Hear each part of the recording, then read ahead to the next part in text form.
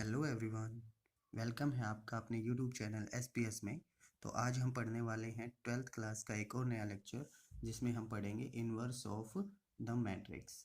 तो मैट्रिक्स का इन्वर्स कैसे निकाला जाता है, ये सब हम आज की वीडियो में देखेंगे। अगर आप चैनल पे पहली बार आए हैं तो चैनल को सब्सक्राइब जरूर करें, नोटिफिकेशन बेल को ऑन कर दें और अपने फ्रेंड्स के साथ शेयर करें। ठीक है, तो चलिए शुरू करते हैं अपना लेक्चर। देखिए, how to find inverse of the matrix.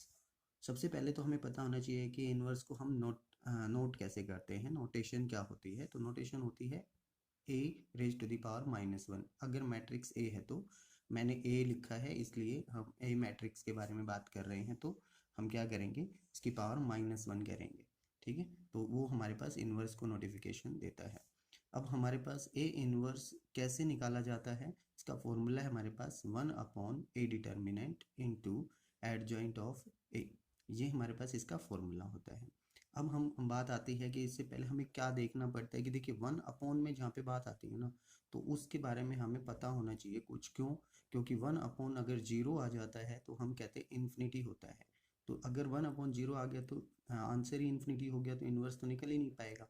तो सीधा सा हमारा डिपेंड करता है डिटर्मिनेंट पे।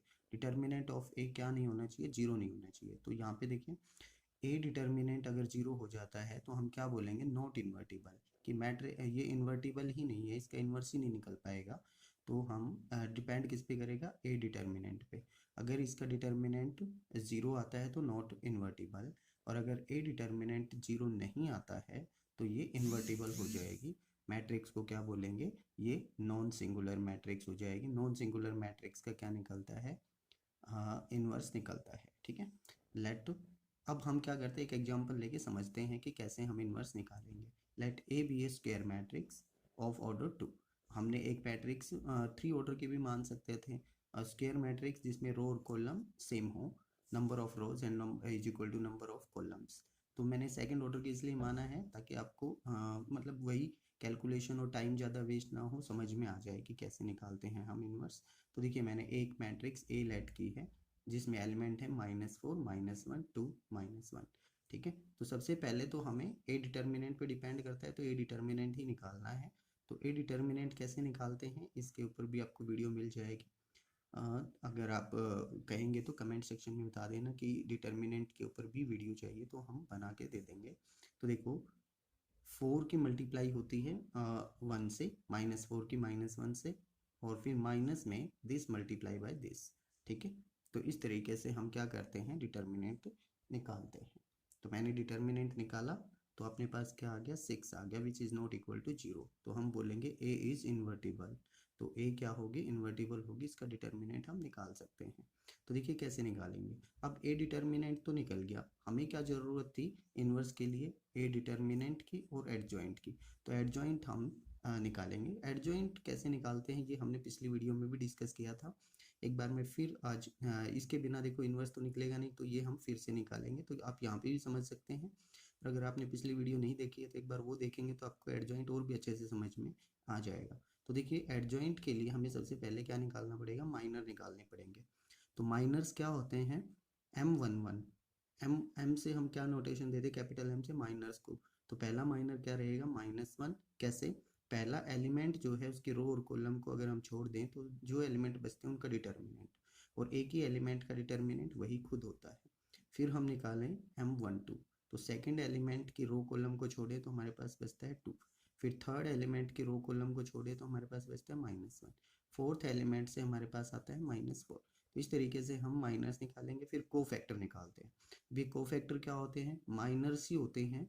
बस आपको ये ध्यान देना है कि इन दो नंबर्स का सम इवन है या ओड है। इवन है तो वही आ जाएगा, ओड है तो साइन चेंज हो जाएगा। तो देखो, 1 + 2 3, तो इसका साइन चेंज हो गया। 2 + 1 3, इसका भी साइन चेंज हो गया, बाकी सेम है। अब हमें क्या करना है, मैट्रिक्स ऑफ द कोफैक्टर्स। तो कोफैक्टर की मैट्रिक्स तैयार करनी है। तो कोफैक्टर की अगर मैट्रिक्स बनाएं हम, तो देखिए क्या बनेगी, इसको हम नोटेशन देते हैं cofactor. I G means matrix of cofactor, that is -1 -2 1 -4। ये मैंने मैट्रिक्स तैयार कर दी। लेकिन हमें तो चाहिए एडजॉइंट। एडजॉइंट के लिए सारा काम कर रहे हैं, तो एडजॉइंट क्या होगा, जो हमारी कोफैक्टर की मैट्रिक्स है उसका ट्रांसपोज। तो हम क्या करते हैं, एडजॉइंट निकालने के लिए कोफैक्टर की मैट्रिक्स का ट्रांसपोज कर देते हैं। तो ट्रांसपोज क्या होता है, रो कन्वर्टेड इनटू कॉलम। तो जो रो हैं हमारे पास वो किस में कन्वर्ट हो जाएंगी, कॉलम में कन्वर्ट हो जाएंगी। तो ये मैंने निकाल दिया एडजॉइंट। बस एडजॉइंट निकलने के बाद हम अपना फॉर्मूला देखें तो क्या होता है, inverse 1 upon determinant into adjoint. तो हम बस वही करते हैं, इन्वर्स निकालने के लिए 1 अपॉन डिटर्मिनेंट इंटू एडजॉइंट। तो 1 अपॉन डिटर्मिनेंट कितना था, 6, और फिर हमारा एडजॉइंट। तो इस तरीके से हम क्या करेंगे, इन्वर्स निकाल देंगे। और इस तरीके से हम इन्वर्स निकाल सकते हैं, चाहे वो सेकंड ऑर्डर की मैट्रिक्स हो, चाहे वो थर्ड ऑर्डर की मैट्रिक्स हो। तो किसी भी ऑर्डर की हो, इन्वर्स निकालना कोई ज़्यादा मुश्किल नहीं है, अगर आपको एडजॉइंट आता है और अगर आपको डिटर्मिनेंट आता है तो सबसे पहले तो डिटर्मिनेंट और एडजॉइंट आना चाहिए। फिर हमें ये पता होना चाहिए कि सिंगुलर मैट्रिक्स और नॉन सिंगुलर मैट्रिक्स कौन सी होती हैं। सिंगुलर मैट्रिक्स का जो हमारे पास इन्वर्स होता है वो निकलेगा ही नहीं, और जो नॉन सिंगुलर है उसका निकलेगा। तो इस तरीके से हम इन्वर्स निकालेंगे। मिलते हैं नेक्स्ट वीडियो में किसी और अच्छे टॉपिक के साथ। तब तक आप सेफ रहें, घर पे रहें और वीडियो को शेयर करें।